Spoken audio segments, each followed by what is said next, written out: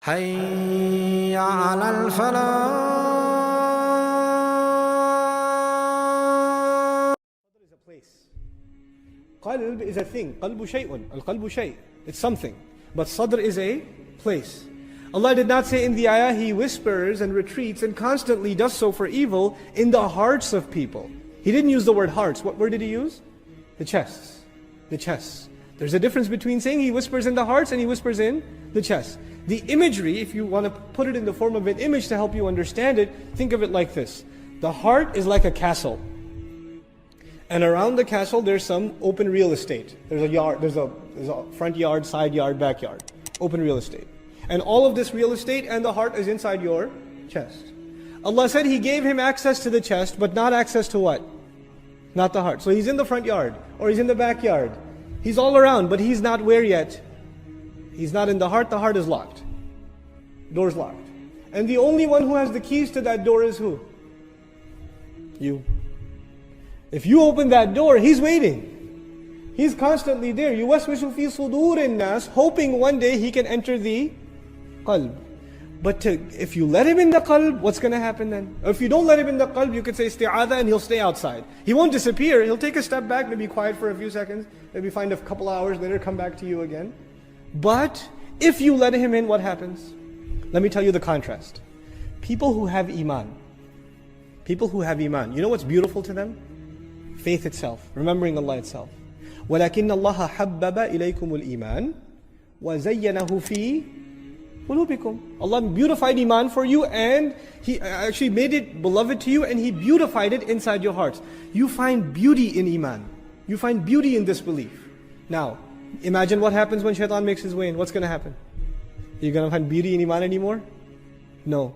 You'll find beauty in something else. So Allah says, وَزَيَّنَ لَهُمُ الشَّيْطَانُ أَعْمَالَهُمْ. When shaitan makes his way into your heart, evil deeds start looking beautiful. They start looking tempting. They start looking good. If the remembrance of Allah is in your heart, evil deeds will look ugly. They will وَكَرَّهَ إِلَيْكُمُ الْكُفْرُ وَالْفُسُوقُ وَالْعِصْيَانِ. Allah made disbelief and corruption and disobedience disgusting to you. If you have iman in your heart, those things look disgusting. You're not even tempted. You could drive by a club and say, Astaghfirullah, la hawla wa la quwwata illa billah. What a waste of humanity. What a disgrace to the son of Adam. And he was honored with such intellect, and what worse life than animals they live. You would spit at it. But if shaitan made his way in, you're like, hey, well, I'll just pull over for a little while. Now it's starting to look beautiful. This is the difference between the one who's let him in and the one who hasn't let him in. Where do we stand? When we see something evil, are we tempted by it? Are we disgusted by it? Tells us how much we're remembering Allah, what the state of iman is. If iman is beautified, disbelief, kufr, corruption will look evil. And if shaitan has finally found an entrance, then the other way around. So Allah gave, is a mercy of Allah. He gave him access to the chest, but not access to the heart. That is our responsibility. That is our responsibility. May Allah give us the ability to protect our hearts. Who is better at whisper, the human being or the jinn? Who takes the primary role? The jinn. Also, the waswasa of the jinn, huwa al-asl, as the ulama comment. It is original. In other words, if a human being is whispering something evil to you, it may or may not be his original idea. He may himself have plagiarized it from a shaitan, from a jinn to begin with. But when a jinn does waswasa, it is his own. It's his original. So the source is mentioned first, min al-jinnah, and then the secondary, wan nas. And here we learn something else. Vehicles. Shaitan uses vehicles. This min al-jinnah can be istikhdaman also. What that means is Iblis uses jinns and uses people to conduct his waswasa. He uses them to conduct his waswasa. So you know that waswasa of shaitan can come to you through your best friend. You hear his voice on the phone. You don't hear Iblis's voice. But you know what? At that point, he's a puppet for Iblis. And he especially does this with kuffar. Not as much with Muslims, but especially with kuffar. Young man is going to college, trying to guard his shame. He's a good-looking guy, you know. He decides, man, these girls give me too much attention. I gotta grow a beard. Because you grow a beard, automatic girl deterrent, right? So he grows a beard. And by the way, I know I'm not going to pass a fatwa on beard, but I tell the younger guys here, if you're going to college, grow a beard. It'll save you from a lot of trouble. You're just going to look in the mirror and say, I'm going to go to a party looking like that. I look like I'm trying to imitate Allah's messenger, then I'm going to go to the party. You'll be ashamed of yourself. You won't be able to go. So protect yourself, grow a beard. I'm not giving you a fatwa. This is a psychological deterrent. you know. So anyways, this guy is growing a beard, he's trying to protect himself, he keeps his eyes low. Shaitan doesn't come to him. You know what he does? He goes to this non-Muslim girl and says, hey, go talk to him. So she comes over, did you do the assignment from last week? Innocent question. Because I think you're really smart. Uh-oh, now it's starting to get a little dangerous.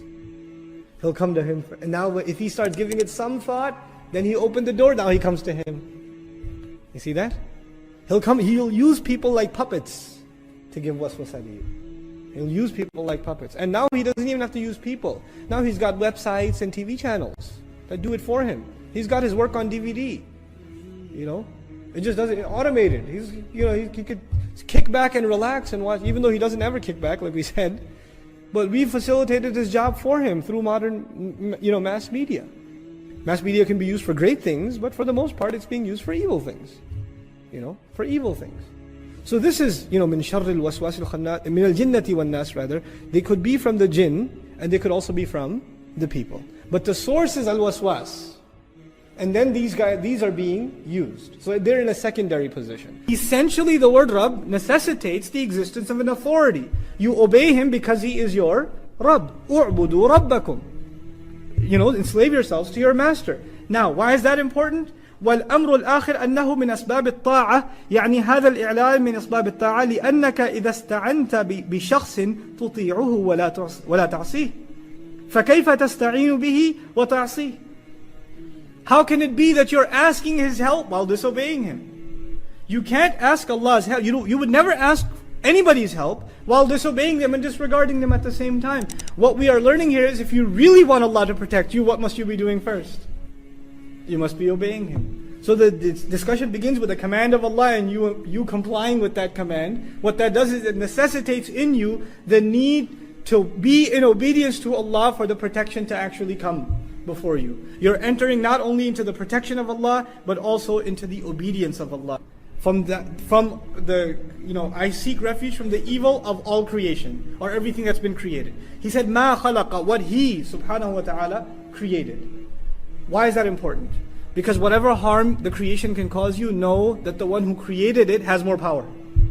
He can save you from that harm, because He's the one in the end who created it. So His reference, Him getting credit for being the creator, gives Him power over whatever harm the creation may be able to cause.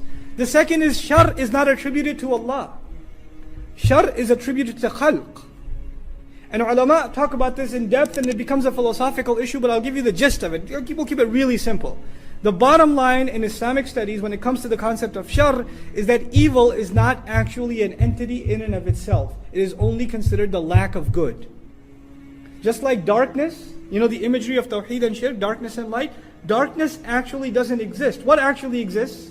Light. When you don't have light, what do you have?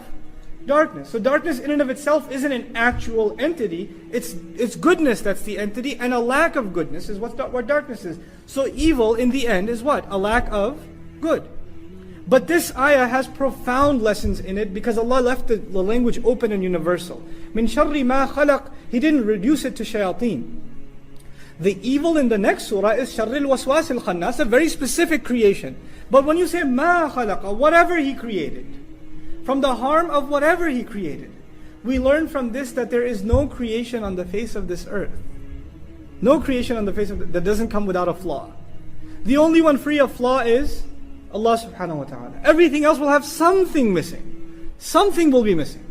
Some element of shar is possible from everything. Think of the most amazing creations of Allah like the sun. So many benefits from the sun. Are there harms from the sun too? So many benefits from water. Is there harm in water also? So many benefits in the earth. Are there harms in the earth too? So many benefits of the sky. Are there harms that come from the sky also? Everything Allah has created has an element. It can have harm in it. It can have harm in it. So we ask Allah Azza wa Jal to protect us from the potential harmful elements of everything. Things that are beyond our perception. A car, very beneficial. Can it be harmful? Can you die in an accident? Can you can you put yourself in great difficulty? Yeah, it's possible. So all creations have that element of harm, potential harm in them. And so we ask Allah Azza wa Jal His protection from all of them. Min sharri ma khalaq. First of all, Allah says, He didn't say min al-ghasiqi idha waqa, min sharri ghasiqin, from the evil of the dark. In other words, Allah is letting us know that there are harms that are inherently present in the dark. The Messenger of Allah ﷺ would advise the Sahaba not to go out at night. In some narrations he'd say, if you knew what I knew, you wouldn't go out at night. The shayateen meet in the oceans at night. They come out at night. And you know, in our society, when is it time to act like the devil? Right? It's Friday night, Saturday night. And if you don't believe that there are harms that come at night, watch the documentaries that have been done about the ERs across America. You know when they are filled? Friday and Saturday night. They're filled. Car accidents, people killing each other after a couple of beers, drugs, alcohol, you name it. You name it. All of it, all that evil occurs when?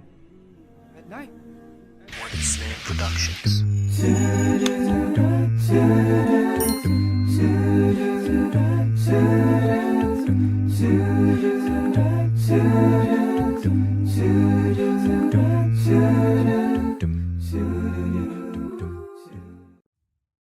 Assalamu alaikum wa rahmatullah. If you enjoyed this video, please do share it with friends and family. If you want to see more videos from this series, click on the box at the top. If you want to see other videos, click on the box at the bottom. And don't forget to hit the subscribe button. Thanks.